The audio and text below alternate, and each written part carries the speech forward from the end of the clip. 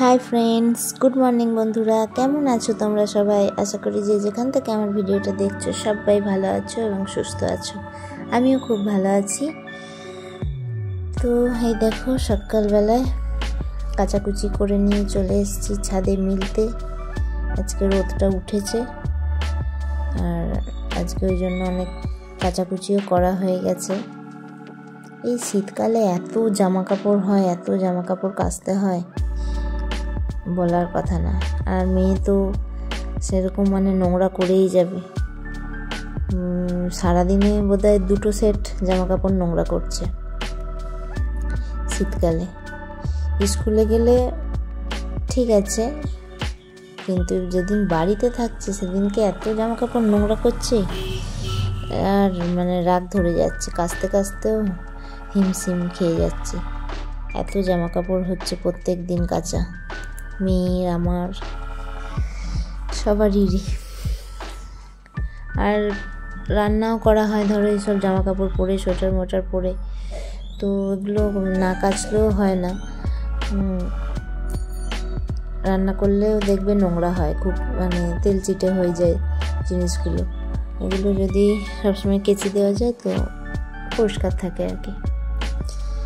তো শীতকালে একে ছোট দিন, ঘুম থেকে উঠতে দেরি হয়ে যাচ্ছে বলে এমনিতেই সব কাজের দেরি হয়ে যাচ্ছে, তার সাথে এত জামা কাপড় কাচাকুচি, তার সাথে এই যে ভিডিও বানানো, এইগুলো সেই হিমশিম খেয়ে যাওয়ার মতো অবস্থা। এক সময় পেরে উঠি না, মনে হয় যে দূর সব ছেড়ে দিই। আবার যখন হয়তো ফাঁকা থাকবো তখন মনে হয় যে না, ছেড়ে দিয়ে কী করবো, করি, যেরকম করেই হোক, কষ্ট করেই হোক করি। তো বন্ধুরা, তোমরা কে কোথা থেকে দেখছো আমার ভিডিওটা অবশ্যই আমাকে জানিও, আর আমার ভিডিও কেমন লাগছে সেটাও জানিও।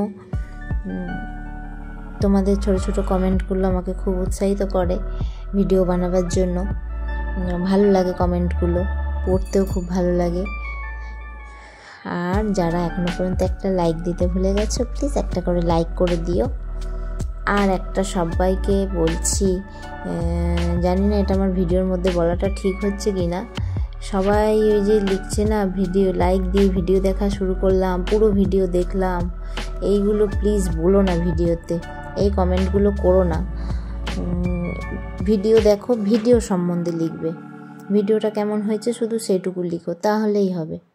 ওই রকম কমেন্টগুলো করো না প্লিজ। আর আজকে দেখো, ফার্স্টেই তো দেখলে আলু কি পেঁয়াজকলি ভাজা করলাম, আর তারপরে একটু বাসি ভাত আছে, সেটা আমি ভাজবো। এই বাসি ভাত ভাজাটা খেতে না আমার খুব ভালো লাগে। প্রথমে দেখো শুকনো লঙ্কা দিয়েছি ফোড়নে, তারপরে দেব সর্ষে, কারি পাতা। যদি তোমাদের এরকম ভাত বেড়ে যায় একটু, তো এইভাবে করে খেয়ে দেখবে, খুব ভালো লাগে।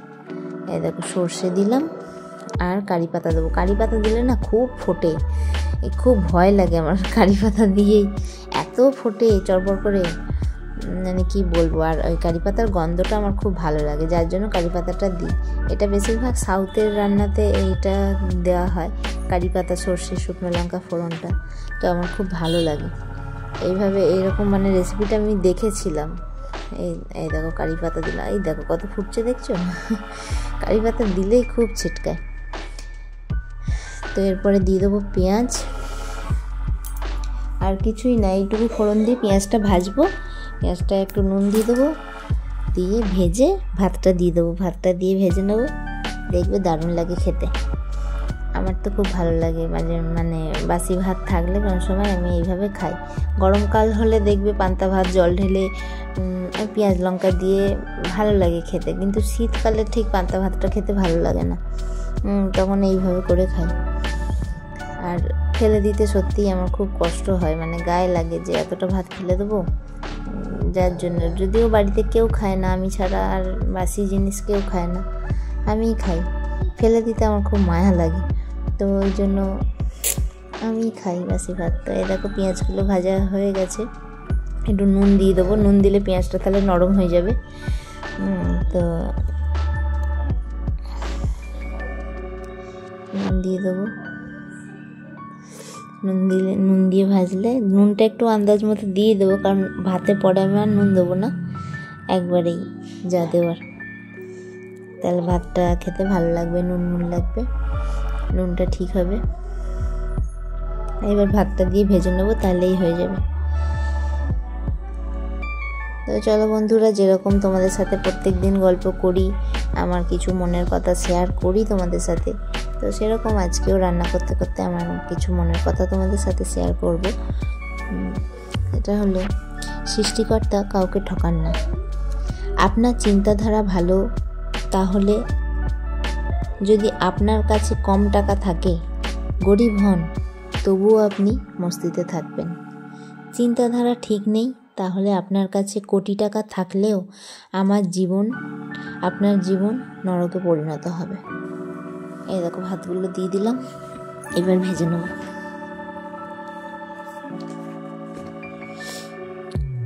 যদি চিন্তাধারা ঠিক না থাকে, তাহলে আপনার জীবন নরকে পরিণত হবে।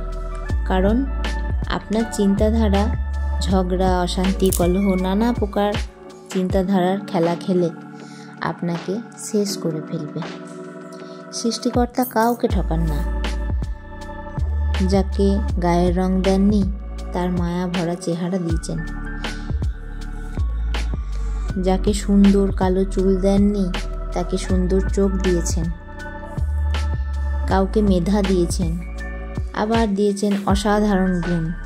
একজনকে হয়তো টাকা পয়সা দেননি, কিন্তু তাকে দিয়েছেন অগাধ ভালোবাসার ক্ষমতা। একজনকে হয়তো কিছুই দেননি, কিন্তু তাকে দিয়েছে সুন্দর মনের মানসিকতা। কাউকে দিয়েছে অসীম ধৈর্য, যে সকল প্রতিকূল অবস্থায় মানিয়ে নিতে পারে। আবার কাউকে কিছুই দেননি, তাকে দিয়েছেন মানসিক শান্তি। কখনো হতাশ হবেন না। ঈশ্বরের প্রতি কৃতজ্ঞতা জানিয়ে বলুন রাধে রাধে। তো এই দেখো, আমি এদিকে মাছের ঝোল করব বলে আলু আর ব্রকলি দিয়ে করছি আজকে। ফুলকপি আনেনি, ব্রকলি দিয়ে করছি। তো সেইটাই, ঈশ্বর কাউকে খালি হাতে ফেরান না, কাউকে না কাউকে কিছু দিয়েছে, আবার কারণ না সবাইকে সবটা দেননি, কিছু না কিছু কমতি আছেই। কারণ প্রত্যেকটা মানুষের মধ্যে পুরো সর্বগুণ সম্পন্ন ঈশ্বর কিন্তু তৈরি করেননি, একটা না একটা খামতি ঠিক রেখেই দেয়। তো সেই জন্যই বলবো বন্ধুরা, হতাশ হয়েও না, নিজের জীবনটাকে এগিয়ে নিয়ে যাও। সুখ দুঃখ নিয়েই জীবন, তো সেইভাবে এগিয়ে নিয়ে যাও, হতাশ হয়েও না। অনেক সময় সুন্দর চেহারা থাকে, কিন্তু তার মন কুৎসিত হয়। চেহারা সুন্দর, আর দেখবে চেহারা খারাপ, তাদের মন সুন্দর। এইরকম ঈশ্বর আমাদের ওই সব দিকটা দেয়নি, একটা না একদিক কম রেখেছেন, যাতে আমরা ঈশ্বরকে মনে রাখি, ঈশ্বরকে ডাকি, দুবেলা হলেও ডাকি।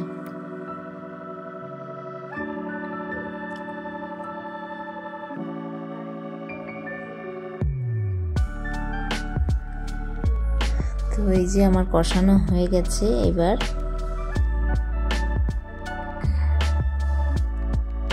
জল দিয়ে দিলাম। কে কে খাও ব্রকলি বলো তো? ব্রকলি দিয়ে ভালো লাগে, চাউমিনে দিলেও ভালো লাগে। তো আজকে আমি মাছের ঝোলেই দিয়ে দিলাম, ফুলকপি ছিল না, ব্রকলি দিয়ে দিলাম, কারণ ফুলকপির বদলে ব্রকলি নিয়ে এসেছিল, তো ব্রকলি দিয়ে দিলাম।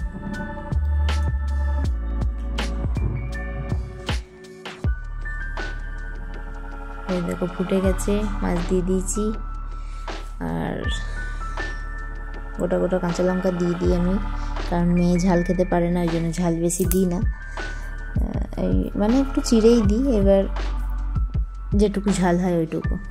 আর ওপরে ধনেপাতা দিয়ে ছড়িয়ে নিলাম, কারণ এখন একটু ধনেপাতা না দিলে ভালো লাগে না, ধনেপাতার গন্ধটা আমার খুব ভালো লাগে। ওপর থেকে দিয়ে দিই, তাহলে গন্ধটা ভালো হয়, আর আগে দিয়ে দিলে গন্ধটা ঠিক থাকে না। তো এদিকে রান্না করছি, আর এইদিকে দেখো এরা চলে এসছে পাশের বাড়ি। এই দুটো বাচ্চারই জন্মদিন আছে কালকে, তো বিকালবেলায় চলে এসছে আমাদের বাড়ি আমার মেয়েকে ডাকতে। একা একাই চলে এসছে, আগে কোনো দিনও আসেনি। হঠাৎ করে আমাকে দেখতে পেয়েছে, আমি একটু বেরিয়েছিলাম, আমাকে দেখতে পেয়েছে, আমার পরেই চলে এসছে। তো এরা এসে ডাইনিং টেবিলের ওপরে উঠে খেলতে লেগে গেছে। আমি বলছি নাম নাম, আর কে কার কথা শোনে। তো এরা এসছে, আমি তাড়াতাড়ি করে আমার মেয়েকে ঘুম থেকে উঠিয়ে দিয়ে বললাম যা রেডি হয়ে, তারপরে খেলতে পাঠিয়ে দিলাম। ওরা খেলতে চলে গেল। বিকেলবেলায় চলে এসেছিল সব কটা মিলে, ওর মারাও জানে না যেন আমাদের বাড়ি চলে এসছে।